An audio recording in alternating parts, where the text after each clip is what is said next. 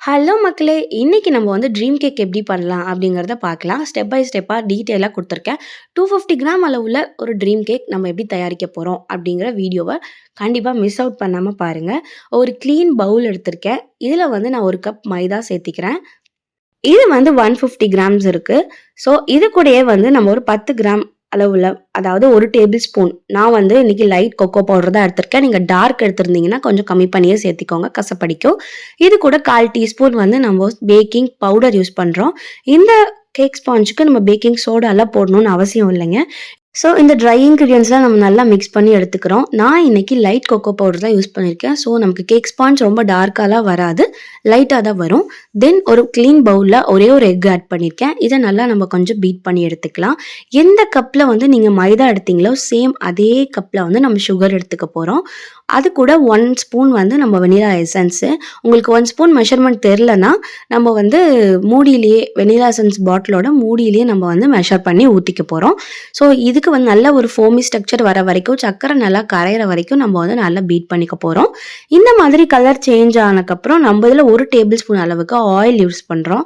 Oil use பண்ணி ஓவரா beat பண்ணாம, நல்லா நார்மலா வந்து பீட் பண்ணி எடுத்துக்க போறேன். ஏன் ஆயில் யூஸ் பண்றோம்னா, கேக் நல்லா சாஃப்ட்டா ரொம்ப நேரத்துக்கு இருக்கும். நீங்க ரொம்ப நேரத்துக்கு வெளிய வச்சிருந்தா கூட ரொம்ப ஸ்பாஞ்சியா இருக்கும்.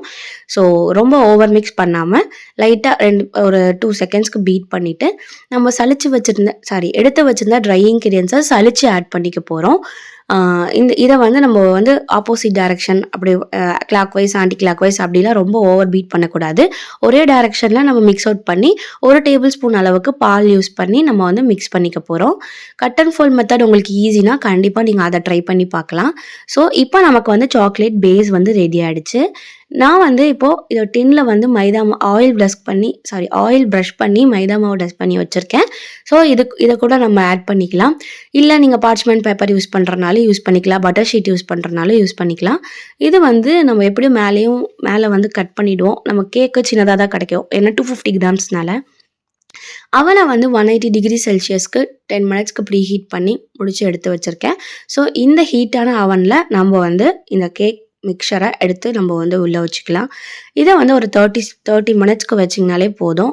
எனக்கு 25 மினிட்ஸ்லயே இது பேக் ஆயிடுச்சு. உங்களுக்கு உங்க அவன் பொறுத்து டைமிங்கும் மாறும்.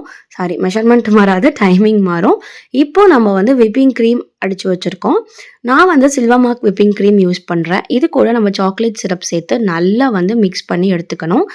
என்கிட்ட ஆர்டர் பண்ண கஸ்டமர் ரொம்ப திகட்ட வேண்டாம், நார்மலா இருந்தா போதும் அப்படின்னு சொன்னனால, நான் எல்லாமே மினிமமா தான் ஆட் பண்ணியிருக்கேன். உங்களுக்கு வேணும்னா கூட கொஞ்சமா ஆட் பண்ணிக்கலாம். ஸோ கிரீம தனியா எடுத்து வச்சுக்கோங்க. இப்போ ஒரு 1/4 கிளாஸ்க்கு கொஞ்சம் அதிகமா பால் எடுத்திருக்கேன். இது கூட ஒரு 2 டேபிள் ஸ்பூன் சுகர் ஆட் பண்ணியிருக்கேன். இந்த சுகர் கூடயே கொஞ்சமா சாக்லேட் சிரப்பையும் நம்ம ஆட் பண்ணிக்க போறோம். இந்த சாக்லேட் சிரப் மில்க் தான் நம்ம வந்து நம்ப சுகர் சுகர் சிரப்புக்கு பதிலா இந்த மில்க்க தான் சோக் பண்ண போறோம். ஸோ இதையும் நல்லா நம்ம வந்து கலந்து ஃப்ரிட்ஜில எடுத்து வச்சுக்கணும். ஏன்னா, கொஞ்சமா சில்லுன்னு தான் இருந்தா தான் நம்ம கேக் வந்து இது வந்து நான் இன்ஸ்டன்ட்டா பண்றேன். உடனே பண்றனால கொஞ்சம் ட்ரீம் கேக் வந்து நல்லா சோக் ஆனா தான் நல்ல டேஸ்ட் கிடைக்கும். ஸோ அதனால நீங்களும் உங்களுக்கு அர்ஜென்ட் ஆர்டர்லாம் வந்துச்சுன்னா, டக்குன்னு பேஸ கட் பண்ணி கொஞ்ச நேரம் கூல் டவுன் பண்ணி, மில்க் சில்லுன்னு இருந்துச்சுனாலே சீக்கிரம் அடுத்தடுத்த பேஸ் யூஸ் பண்ணிக்கலாம். அப்புறம் கொஞ்சமா வந்து நான் சாக்லேட் மெல்ட் பண்ணி எடுத்திருக்கேன்.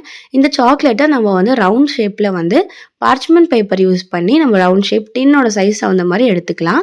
இப்போ கேக் நல்லா பேக் ஆயிடுச்சு. ஸோ நான் வந்து டின் சைஸ்க்கு கட் பண்ணி எடுத்து உள்ள வந்து நான் வச்சுட்டேன். இதுதான் நான் கட் பண்ண கேக்கோட ஸ்பாஞ்சு. பாருங்க எவ்ளோ சாஃப்ட்டா இருக்கு. நீங்க வந்து மத்த கேக் செய்றனாலும் இந்த ஸ்பாஞ்சை நீங்க ட்ரை பண்ணி பார்க்கலாம். இப்போ நான் எடுத்து வச்சிருந்த சாக்லேட் மில்க்க இது மேல அப்படியே போர் பண்ணிக்கிறேன். 1/4 டம்ளருக்கு கொஞ்சம் அதிகமா மில்க் பிடிக்கும். பாருங்க நான் ஊத்துனதும் எப்படி மில்க் வந்து உள்ள உரியுதுன்னு சொல்லிட்டு. ஸோ நம்மளோட கேக் எவ்ளோ சாஃப்ட்டா இருக்கு அப்படிங்கிறத நம்ம இதிலேயே தெரிஞ்சுக்கலாம். ரொம்ப ஹார்டா இருந்தா உள்ள போகாது. ஸோ இந்த தான் வந்து கரெக்ட்டான மெத்தடு. நம்ம வந்து பால் ஊத்துனதுக்கப்புறம் நம்ம அடிச்சு வச்சிருக்க அந்த சாக்லேட் விப்பிங் கிரீம் மிக்ஸ்சர நம்ம இதில சேர்த்திக்கலாம். எந்த விப்பிங் கிரீம் யூஸ் பண்ணாலும் நம்ம வந்து இந்த சாக்லேட் சிரப் ஆட் பண்ணிக்கலாம். அப்படி இல்லைனா கனாஷ் வச்சுருந்தீங்கன்னா கனாஷும் நம்ம ஆட் பண்ணி போர் பண்ணிக்கலாம். இதுக்கு மேலே நான் நட்ஸ் நிறையா துருவி வச்சுருக்கேன். ஏன்னா இது வந்து நட்ஸ் லோட் பண்ணி தான் கேட்டாங்க. ஸோ அதனால நான் நிறையா நட்ஸை வந்து இதில் ஆட் பண்ணிக்கிறேன். இது கூட நம்ம சாக்கோ சிப்ஸ் ஆட் பண்ணிக்கலாம், வால்நட்ஸ் ஆட் பண்ணிக்கலாம், பிஸ்தா ஆட் பண்ணிக்கலாம். நான் பாதாமும் முந்திரியும் ஆட் பண்ணியிருக்கேன். உங்களுக்கு எது மாதிரி கேட்குறாங்களோ கஸ்டமர் ரெக்யர்மெண்ட் படி நீங்கள் ஆட் பண்ணிக்கலாம். இதுக்கு மேலே நான் சாக்லேட் கனாஷ் ப்ரிப்பேர் பண்ணி வச்சுருக்கேன். நான் வந்து ஃப்ரிட்ஜிலலாம் சோக் பண்ணல, இன்ஸ்டண்ட்டாக ப்ரிப்பேர் பண்ணிவிட்டு மேலே வந்து ஊற்றிக்கிறேன். நம்ம ஃப்ரிட்ஜில் வைக்கும் போது அந்த சாக்லேட் வந்து கொஞ்சம் போல் கட்டி ஆகிக்கும். நம்ம கட்டியாக இது பண்ணோம்னா ரொம்ப ஸ்ப்ரெட் ஆகிறதுக்கு வந்து ரொம்ப டைம் எடுக்கும். ஸோ இந்த டிப்பை வந்து கண்டிப்பாக ஃபாலோ பண்ணுங்கள். இன்ஸ்டண்ட்டாக ப்ரிப்பேர் பண்ணிவிட்டு கொஞ்சம் கூல் அவுட் ஆனதுக்கப்புறமே நம்ம எடுத்து மேலே வந்து போர் பண்ணிக்கலாம். ஏன்னா நம்ம ஜாஸ்தி ஃப்ரிட்ஜில் வச்சுட்டோம்னா டைட் ஆகிடும், அந்த களி மாதிரி இருக்கும். ஸோ அதனால் நமக்கு ஈவனாக ஸ்ப்ரெட் ஆகாது. ஸோ இந்த மாதிரி ஸ்ப்ரெட் பண்ணிவிட்டு நல்லா ஒரு டெஸ்க் தட்டிக்கோங்க. இந்த தட்டும் போது நமக்கு அந்த முந்திரிக்கு இடையில அதுக்குள்ளெல்லாம் வந்து நம்ம சாக்லேட்ஸ் போயிடும். ஸோ இன்னும் கொஞ்சம் நட்ஸை வந்து நான் மேலே தூவிக்கிறேன். இது கூட நம்ம ஒயிட் சாக்லேட்டு மெல்ட் பண்ணி வச்சுருந்தா ஒயிட் சாக்லேட்டு, ட்ரிபிள் லேயர் கேட்குறாங்கன்னா டார்க்கு, மில்க்கு, ஒயிட்டுன்னு சொல்லி 3 லேயர்லையுமே கனாஷ் பண்ணியோ இல்லை சாக்லேட் பண்ணியோ நம்ம போட்டுக்கலாம். நான் டின்னோட சைஸ்க்கு ஏற்ற மாதிரி ரவுண்ட் ஷேப்பில் சாக்லேட்டை வந்து பார்ச்மெண்ட் பேப்பரில் ஊற்றி எடுத்துக்கிட்டேன். ஸோ நீங்கள் வந்து மேலால் அப்படியே ஊற்றுறக்கு நீங்கள் இதை ட்ரை பண்ணிங்கன்னா உங்கள் ஸ்பூன் வச்சு டஸ்க் பண்ணுறப்போ டக்குன்னு உடையும். நீங்கள் இதுக்கு மேலேயே ஊற்றுனீங்கன்னு வைங்களேன், நம்ம யூஸ் பண்ணுற அந்த சாக்லேட் ஹீட் ஆகும் போதே நம்ம மேலே ஊற்றிடணும். ஸோ அப்படி ஊற்றும் போது அடியில் இருக்கிற க்ரீம் இன்னும் நமக்கு கரைஞ்சி மேலே வரும். ஈவனாக வந்து இந்த அளவுக்கு ஸ்ப்ரெட் ஆகாது. ஸோ அதனால் நீங்கள் அந்த பேப்பரில் பட்டர் பேப்பரில் வந்து நீங்கள் ஒரு டின்னோட சைஸ் மெஷர் பண்ணி நீங்கள் அதுக்கு தகுந்த அளவில் ஊற்றி வச்சுக்கிட்டிங்கன்னா ரொம்ப நீட்டாக இருக்கும், பார்க்கவே சூப்பராக இருக்கும். இதை வச்சு ஒரு ஸ்பூன் வச்சு கிராக் பண்ணி நம்ம சாப்பிடும்போது சூப்பராக உடையும். அதனால் இந்த மாதிரி டிப்பை நீங்கள் ஃபாலோ பண்ணிக்கோங்க. மேலே டைரெக்டாக சாக்லேட் மெல்ட் பண்ணி ஊற்றுறதுக்கு இந்த மாதிரி பட்டர் பேப்பரில் நீங்கள் ரவுண்ட் பண்ணி சாக்லேட்டை வேலை வச்சிட்டிங்கன்னா இன்னும் வந்து சூப்பராக இருக்கும். அவ்வளோதாங்க, இந்த ட்ரீம் கேக் சர்வ் பண்ணுறதுக்கு இப்போ ரெடி ஆகிடுச்சு. கண்டிப்பாக இந்த 250 கிராம்ஸ் மெஷர்மெண்ட் உள்ள ட்ரீம் கேக்கை நீங்கள் ட்ரை பண்ணிவிட்டு கமெண்ட் பண்ணுங்கள். தேங்க்ஸ் ஃபார் வாட்சிங்.